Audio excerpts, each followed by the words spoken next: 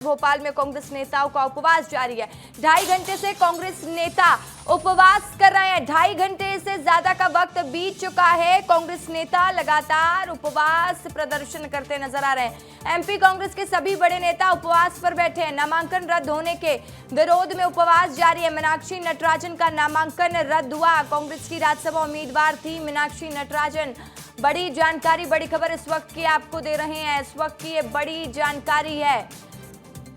भोपाल में कांग्रेस नेताओं का उपवास जारी है। 2.5 घंटे में कांग्रेस नेताओं का उपवास जारी है। एमपी कांग्रेस के सभी बड़े नेता उपवास में शामिल हुए हैं।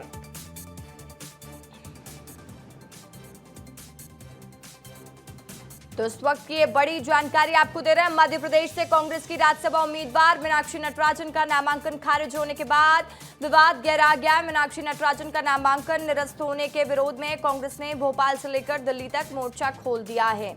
और देखिए, इस मुद्दे को लेकर कांग्रेस का 10 सदस्यीय प्रतिनिधिमंडल दिल्ली के मुख्य चुनाव आयुक्त से मुलाकात करता नजर आया। प्रतिनिधिमंडल के केसी वेणुगोपाल, जयराम रमेश, रणदीप सुरजेवाला, सचिन पायलट, भूपेश बघेल, दीपा दास मुंशी, विवेक तनखा, मीनाक्षी नटराजन, मोहम्मद अली खान और उमर हुडा शामिल थे।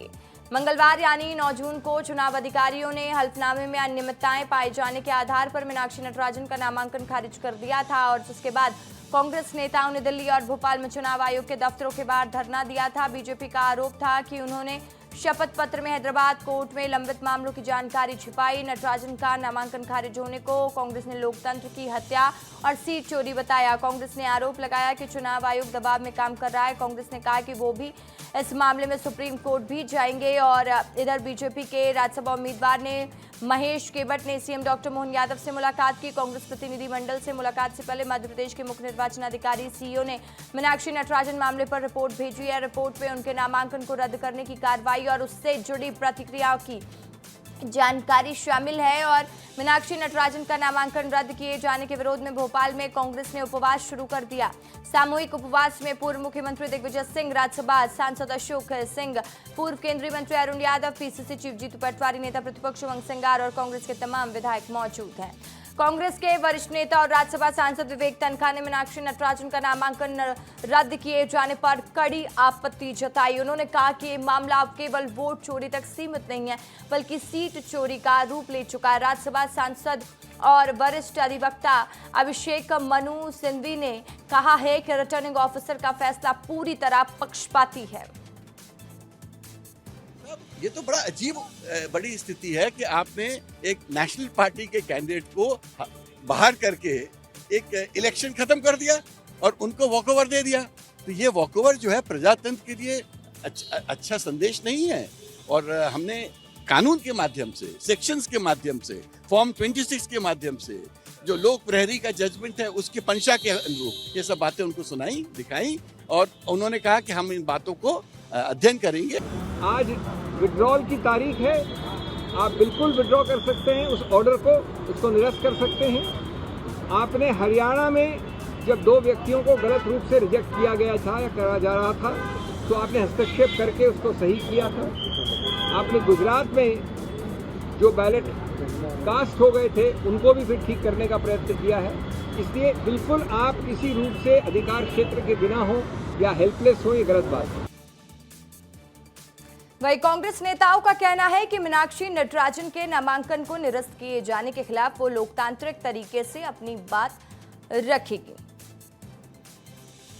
कि जुडिक्शन राष्ट्रीय चुनाव आयुक्त है, तो मैं समझता हूं कि अभी 1 घंटे के अंदर वहां पे क्या होता है उसके हिसाब से दिल्ली का आदेश है, निर्देश है कि जो है मुख्य चुनाव आयुक्त को वहाँ, चूंकि जुडिक्शन हुआ तो हमने यहाँ का कार्यक्रम निरस्त किया, हम सीधे धरने पे जाएंगे। यही आपत्तिजनक है कि समय नहीं दिया गया। निर्वाचन आयोग के पास एआईसीसी का डेलीगेशन पूरा गया है, उसका इंतजार करें।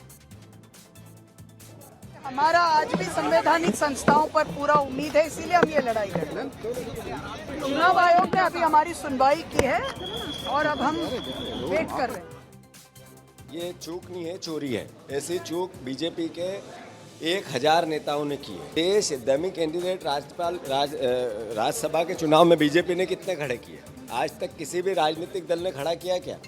नहीं किया। ये भ्रम फैला के जनता को मूर्ख बनाने की बात एक क्राइम है। पॉलिटिकल हमने एक रणनीति बनाई है, अभी उसको ओपन करेंगे। साथ ही साथ हम राजनीतिक लड़ाई भी लड़ेंगे और लीगल लड़ाई। कांग्रेस विधायक और वरिष्ठ नेता फूल सिंह बरैया ने विस्तार न्यूज से बातचीत में स्वीकार किया कांग्रेस में कला है। फूल सिंह बरैया ने बीजेपी से सवाल पूछते हुए कहा, हमारे घर में फूट है तो क्या आप हमारे घर के किसी आदमी का कत्ल कर देंगे? ये मुद्दे से भटकाने की राजनीति है। वहीं विस्तार न्यूज से बातचीत करते हुए कांग्रेस विधायक आरिफ मसूद ने कहा, नामांकन फॉर्म में कोई गलती ही नहीं थी, ये सब झूठ फैला रही है बीजेपी। ये मैंने कल भी कहा था कि एक महिला का अपमान हुआ है और खुला लूट हुई है, उसके खिलाफ अभी हम लोग धरना भी दे रहे हैं और सेंट्रल इलेक्शन कमीशन ने टाइम दे दिया है। ये गलत कर ही नहीं है, झूठा बता रही है। नहीं, देखिए विजय वर्गीय जी जो बात कर रहे हैं उस बात में संविधान से कोई लेना देना नहीं है। हमारे घर में फूट है तो क्या किसी हमारे आदमी का आप कत्ल कर देंगे क्या? ये कौन से कानून में लिखा है? ये उनकी बात असंवैधानिक है और मैं समझता हूँ इन बातों से बड़े मुद्दे को भटकाने वाली कोशिश है कि भाजपा के साथ सौदा करना मतलब राजनीतिक आत्महत्या करना। तो इसीलिए भाजपा ने अब ये प्रयास किया कि जो मीनाक्षी जी का नामांकन है वही निरस्त कर दिया, जबकि जो नोटिस जिसका वो उल्लेख किया जा रहा है वो नॉन कॉग्निजेबल नोटिस है। राष्ट्रीय नेतृत्व आज चुनाव आयोग के पास गया है, 12 बजे का टाइम मिला है।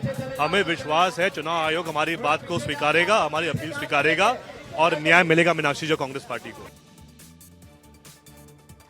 कांग्रेस ने इस कार्रवाई को लोकतांत्रिक प्रक्रिया के खिलाफ बताया, जबकि बीजेपी इसे कांग्रेस की आंतरिक स्थिति का परिणाम बता रही है। बीजेपी प्रदेश अध्यक्ष हेमंत खंडेलवाल ने कहा, गुटबाजी छिपाने के लिए कांग्रेस ने खुद ये षड्यंत्र रचा। मंत्री कैलाश विजयवर्गीय ने दावा किया कि नामांकन पत्र में मौजूद खामियों से जुड़ी जानकारी बीजेपी को तेलंगाना से मिली। ये कांग्रेस के भीतर मौजूद असहमति और तालमेल की कमी को दर्शाता है। मुझे तो लगता है कि ये जानकारी जानबूझ के छुपाई, क्योंकि अगर निर्वाचन होता तो कांग्रेस का प्रत्याशी पूरी तरह से पीछे रहता और संभावित जो विभाजन कांग्रेस में दिख रहा था उसको छुपाने के लिए हमारे तो तेलंगाना में सरकार भी नहीं है, हमारे पास भी तो तथ्य कहीं से आए, किसने भेजे? कांग्रेस के नेताओं से पूछना। कांग्रेस की क्या स्थिति आप समझ सकते हैं। मतलब हमारे पास तेलंगाना का कागज आ रहा है, तेलंगाना में सरकार इनकी है, तो आप समझ सकते हैं आप कि हमें कांग्रेस के ही लोगों ने जानकारी दी होगी, हमारे पास तो कोई जानकारी थी नहीं।